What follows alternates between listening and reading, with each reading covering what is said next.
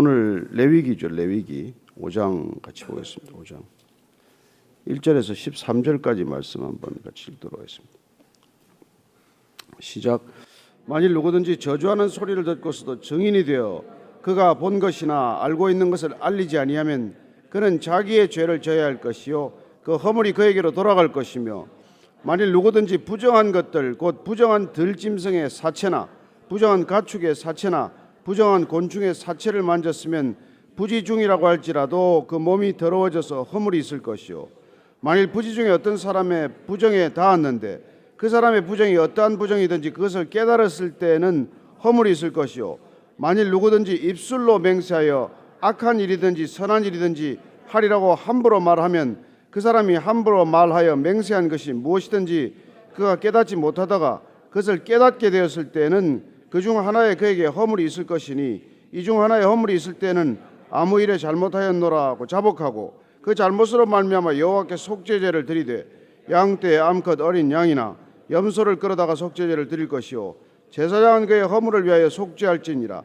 만일 그의 힘이 어린 양을 바치는 데에 미치지 못하면 그가 지은 죄를 속죄하기 위하여 산비둘기 2마리나 집비둘기 새끼 2마리를 여호와께로 가져가되 하나는 속죄 제물을 삼고 하나는 번제물을 삼아 제사장에게로 가져갈 것이요, 제사장은 그 속죄 제물을 먼저 드리되 그 머리를 목에서 비틀어 끊고 몸은 아주 쪼개지 말며 그 속죄 제물의 피를 제단 곁에 뿌리고 그 남은 피는 제단 밑에 흘릴지니 이는 속죄제요, 그 다음 것은 규례대로 번제를 드릴지니 제사장이 그의 잘못을 위하여 속죄한즉 그가 사함을 받으리라.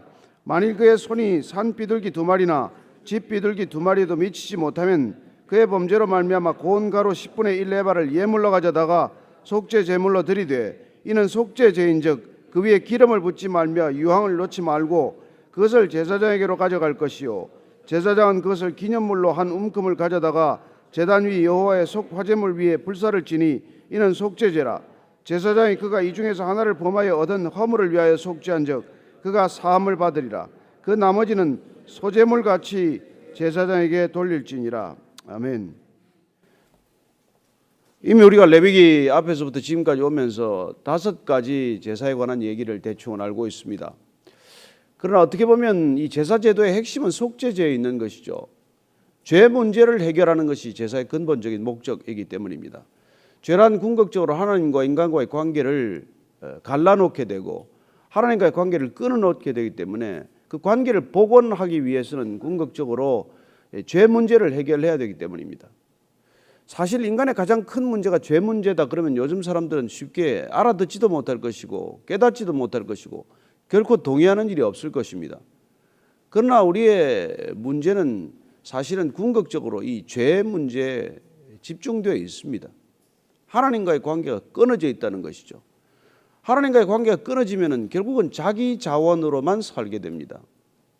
내 힘으로만 살아야 되고 내 능력으로만 살아야 되기 때문에 이 세상 결국 각 개인이 자기의 능력만으로 살기 위해서 그냥 어떻게 보면 만인 대 만인의 투쟁, 이른바 토마스 홉스가 통찰했던 이 세상 결국 만인 대 만인이 투쟁하는 세상으로 만들어 놓는 것이죠. 그래서 우리가 왜 하나님과의 관계가 회복되어야 하냐면은 그래야 우리는 비로소 진정한 공동체를 이룰 수 있기 때문입니다. 내 힘만으로 살아가는 존재가 아니라 하나님의 능력으로 사는 존재, 하나님을 의지해서 살아가는 존재들이 공동체를 이룰 때 서로가 서로를 정죄하거나 서로가 서로를 그렇게 이렇게 잡아먹는 그런 이른바 약육강식의 동물과 같은 사회로부터 벗어나기 때문이에요. 그래서 이 죄 문제가 우리가 생각하는 것보다는 훨씬 심각한 문제이기 때문에 하나님께서는 죄로부터 돌이킬 수 있는 방법, 인간이 다시 하나님과의 관계를 회복할 수 있는 방법을 은혜로 주신 것이죠. 선물로 주신 것입니다. 제사제도는 결코 사실 이 깊이 들어가 보면 우리에게 주는 부담이 아니에요. 어떻게 여러분 우리가 하나님께서 우리에게 짐을 더 지우겠습니까?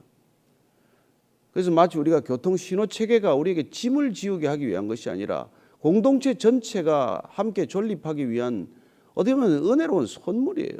그 교통 신호 체계가 있기 때문에 우리가 교통 흐름을 조정할 수도 있고 서로가 부딪히지 않고 그렇게 목적지로 갈 수도 있는 것이죠. 그래서 마찬가지로 우리가 이 제사 제도를 보면서 너무 이렇게 무심하게 지나가지 않았으면 하는 것입니다. 왜 이 제사 제도를 주셨나? 절차보다도 그 근본적인 취지나 목적에 우리가 집중하게 되면 하나님의 마음을 느낄 수가 있는 것이죠. 여러분, 아내의 잔소리 가운데서 아내의 사랑을 느끼면 그 잔소리가 잔소리로 들리지 않지 않습니까? 그러나 그 충고하고 참 남이 쉽게 해주지 못하는 얘기의 진이, 그런 얘기를 어렵사리 하는 그 깊은 심중의 마음, 그 마음 깊은 곳에 자리 잡고 있는 사랑을 우리가 놓치면은 아무것도 귀에 들어오지 않죠. 그래서 우리가 하나님이 우리를 얼마나 사랑하시길래 이렇게 세밀하게 하나님과의 관계가 이렇게 어긋났을 때, 또는 하나님을 떠나버린 인간을 돌이키기 위해서 멀리 그냥 가도록 내어버려 두지 않으시고, 정말 조금이라도 관계가 손상되면 즉각 그 관계를 회복하고자 하는 하나님의 마음이 담긴 것이 바로 이 제사라고 하는 것입니다. 그중에서 특별히 속죄제는 근본 어떤 취지가 우리가 죄로부터 돌이킴으로써 하나님의 은혜를 받는 통로의 채널이 회복되는 것이죠. 죄가 관을 막아버리면 더 이상 하나님의 은혜가 흘러갈 길이 없지 않습니까? 어쩌면 녹슨 관에 녹물이 나오듯 그 관을 깨끗하게 하는 것이야말로 제사의 본질적인 취지라고 하겠습니다. 5장 한번 1절 2절 읽습니다. 시작. 만일 누구든지 저주하는 소리를 듣고서도 증인이 되어 그가 본 것이나 알고 있는 것을 알리지 아니하면 그는 자기의 죄를 져야 할 것이요 그 허물이 그에게로 돌아갈 것이며. 잠깐 여기 오늘 보면은 오늘 이 속죄제의 근본 취지가 고의적인 죄에 집중되어 있지 않다는 것입니다. 이거 죄인 줄 알고도 그냥 기어이 이 죄를 범하고 마는 그런 의도적인 죄가 아니라, 이 속죄제의 근본 취지는 부지불식간에 내가 잘 모르고 제가 죄인 줄 모르고, 그리고 또 죄인 줄 알고도 깜빡 잊어버렸다거나 하는 이런 소위 고의성이 약하거나 고의성이 없는 죄를 하나님께서 용서하기 위한 방법이라는 것입니다. 이게 뻔히 죄인 줄 알면서도 죄를 짓고는 처벌을 받아야지 제사를 드릴 일이 아니라는 것이죠. 그래서 만일 누구든지 저주하는 소리를 듣고서도 증인이 되어 그가 본 것이나 알고 있는 것을 알리지 않으면 자기의 죄를 져야 한다고 말합니다. 이건 어떤 의도냐면은, 이게 보통 저주하는 소리를 듣고 하나님과의 맹세, 서약을 할 때 대개는 그 후반부가 내가 그런 하나님과의 언약이나 맹세를 지키지 않을 경우에 나는 몸이 쪼개져도 좋습니다 하는 이런 저주에 이게 후렴이 붙는 거란 말이에요.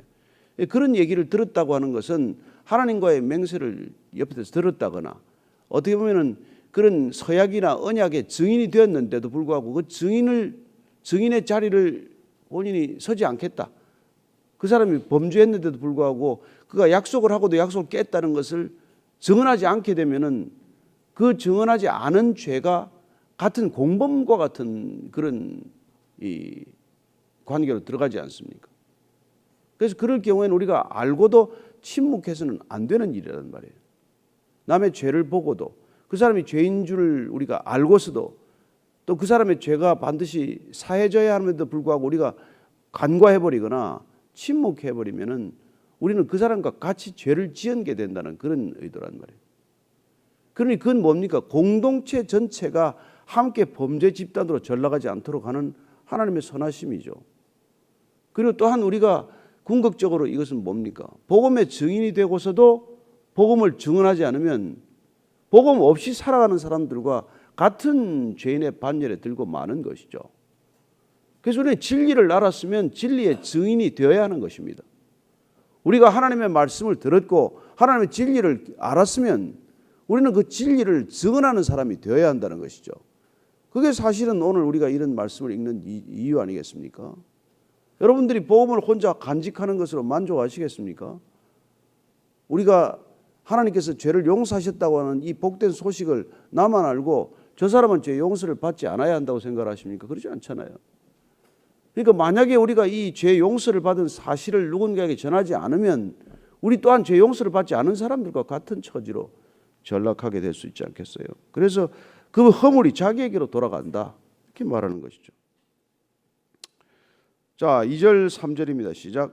만일 누구든지 부정한 것들 곧 부정한 들짐승의 사체나 부정한 가축의 사체나 부정한 곤충의 사체를 만졌으면 부지 중이라고 할지라도 그 몸이 더러워져 허물이 있을 것이요 만일 부지 중에 어떤 사람의 부정에 닿았는데 그 사람의 부정이 어떠한 부정이든지 그것을 깨달았을 때는 허물이 있을 것이요 우리가 부지불식간에 잘 모르는 사이에도 부정한 일들에 노출되었다거나 부정한 물건에 접촉되었을 때는 이걸 돌이킬 필요가 있다는 것입니다. 돌이켜야 한다는 것이죠. 그래서 우리가 부지 중에 그런 것들을 닿았을 때 나중에는 이걸 잊어버렸거나 하지만 뒤늦게 그걸 깨달았을 때는 반드시 그걸 돌이키라고 하는 것입니다. 모르고 지나가셨을지라도 나중에 그것을 깨닫게 되면은 반드시 그걸 되돌이키는 노력을 하라는 것입니다. 그래서 우리가 그냥 지나치는 법은 없어야 한다는 것이죠. 죄는 어떤 사소한 것이라도 그냥 없는 일처럼 지나칠 수는 없는 것입니다. 그래서 그 죄에 우리가 예민하고 민감하게 깨어 있어야 한다는 것이죠. 여러분 동물은 죄의식이 없어요. 동물은 죄가 없습니다. 무슨 짓을 하든지. 그러나 동물과 인간이 구별되는 이유는 뭡니까? 하나님께서 거룩이라는 DNA를 심어주셨는데 그걸 망가뜨리는 것을 죄란 말이에요.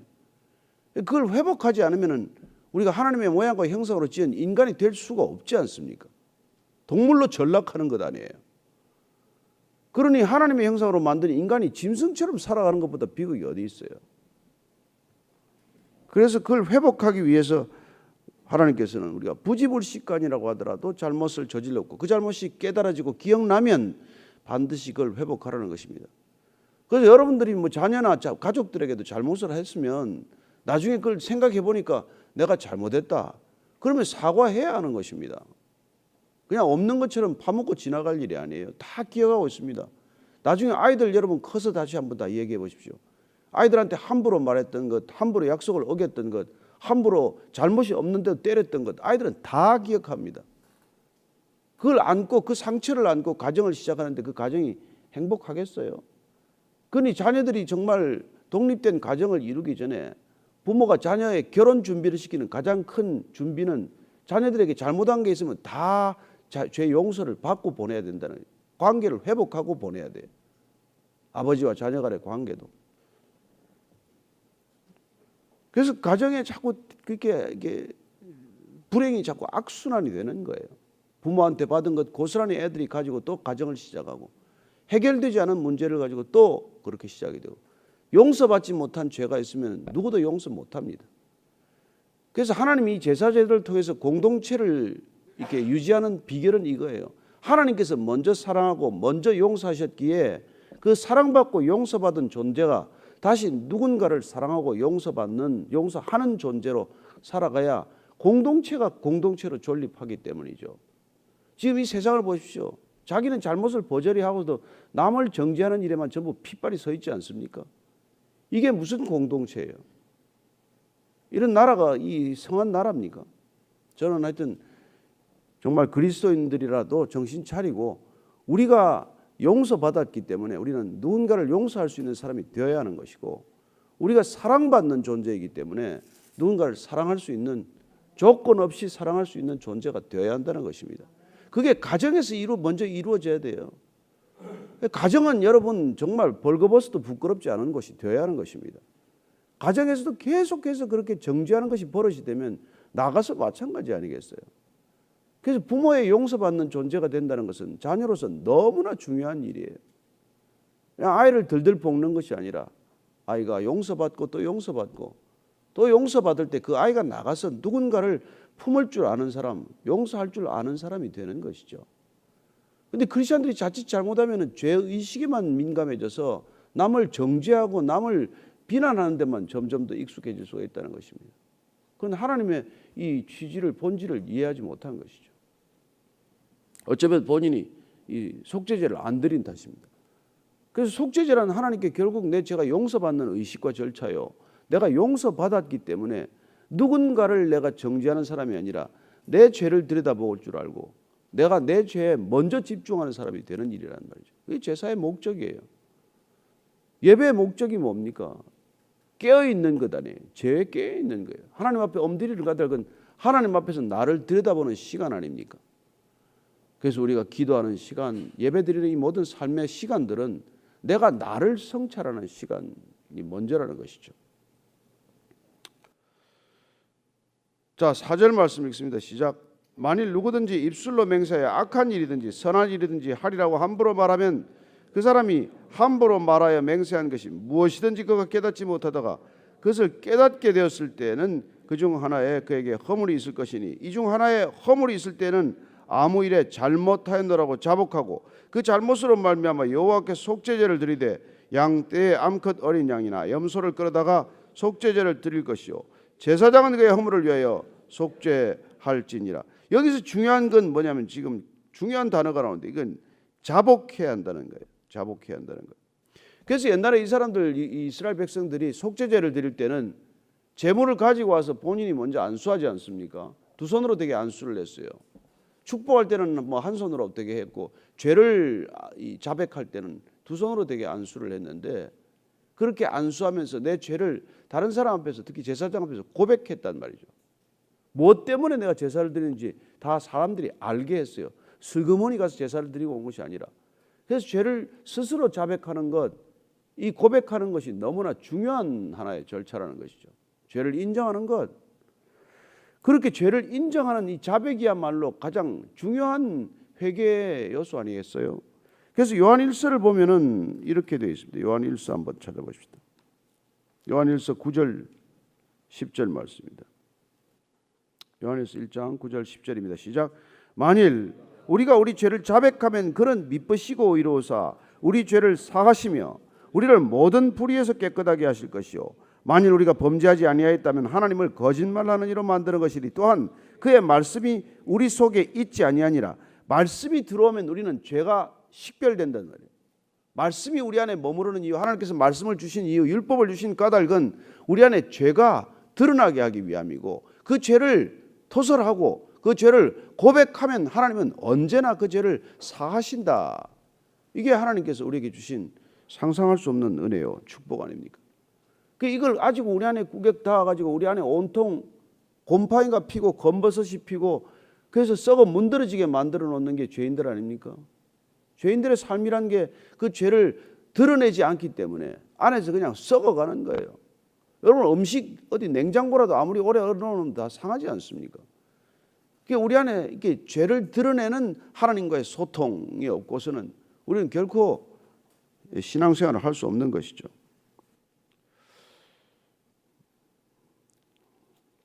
그래서 사실 이 바울이 로마서를 통해서 얘기할 때 정말 모든 사람이 다 죄 아래 있다는 것을 그렇게 강조한 거예요. 그래서 제가 로마 3장을 다시 한번 읽어드리겠습니다.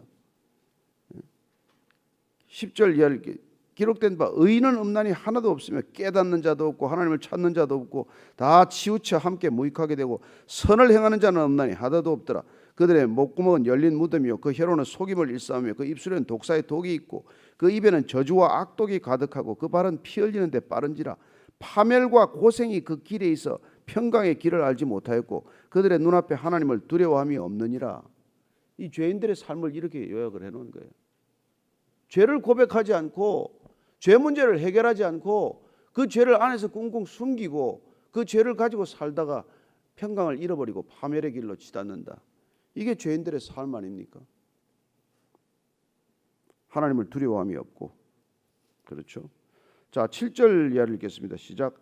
만일 그의 힘이 어린 양을 바치는데 미치지 못하면 그가 지은 죄를 속죄하기 위하여 산비둘기 2마리나 집비둘기 새끼 2마리를 여호와께로 가져가되 하나는 속죄 제물을 삼고 하나는 번제물을 삼아 제사장에게로 가져갈 것이요 제사장은 그 속죄 제물을 먼저 드리되 그 머리를 목에서 비틀어 끊고 몸은 아주 쪼개지 말며 그 속죄 제물에 피를 제단 곁에 뿌리고 그 남은 피는 제단 밑에 흘릴지니 이는 속죄제요 그 다음 것은 규례대로 번제를 드릴지니 제사장이 그의 잘못을 위하여 속죄한 자 그가 사함을 받으리라. 이 가난한 사람들에게도 죄를 사하는 속죄제를 드릴 때 제물이 없이 드리지 못하게 한 것이죠. 모든 속죄제는 제물이 있어야 합니다.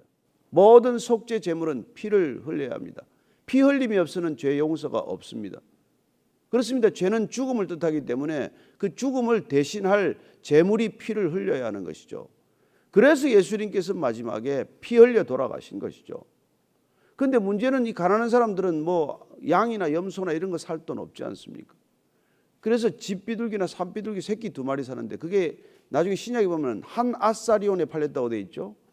참새 2마리가 한 아사리온에 팔리는 것 아니냐. 한 아사리온이 16분의 1 데나리온이에요.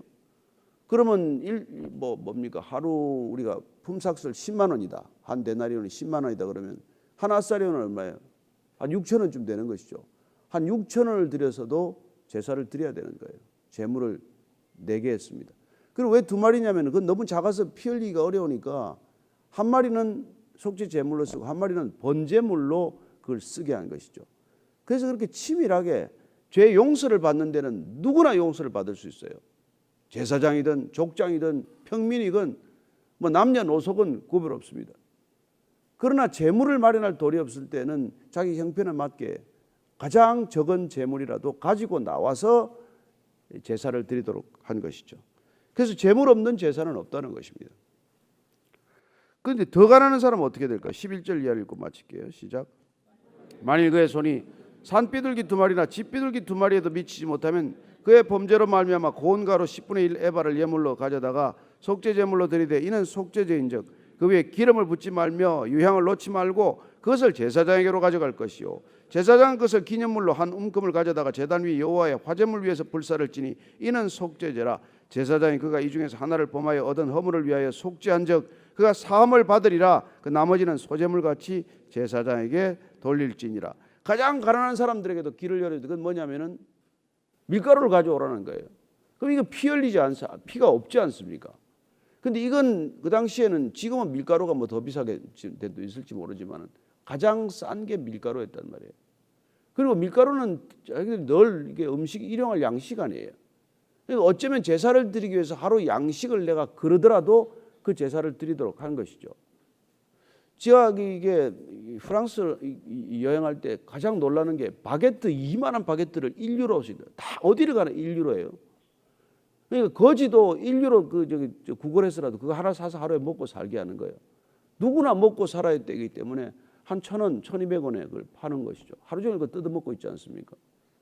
그러니까 오늘 하루 내가 죄를 지었으면 그 1유로를 가지고 내가 빵을 사다가 번제물로 드리더라도 하루 굶더라도 제사는 드릴 수 있단 말이에요.